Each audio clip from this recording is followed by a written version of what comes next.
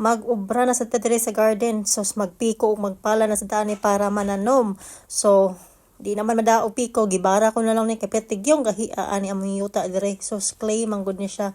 Napay kang bato ug mga unsa pa nang gahi nga pertig yung pagka gahiaan ni.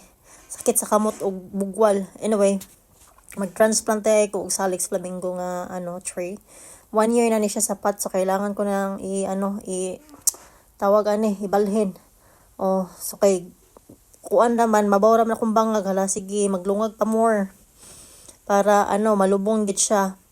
So challenge kay na may gababag nga bato nya di naman gid makuha kay piti mang ambot ako na lang gyud gimamao, bahala mutubo ba ka daw ikapoy nako. Parehas na mauna na siya. And then another one, same gyapon na gyapon mga bato mga mga nalubong diha nga napadyud lagay metal gababag, ambot na lang gid ani basta mauna ni siya. So mauna ni siya, hopefully mulabong gid siya kay nindot kini siya mo bloom na gid siya, mulabong siya, tan-aon ta mo sa picture ha.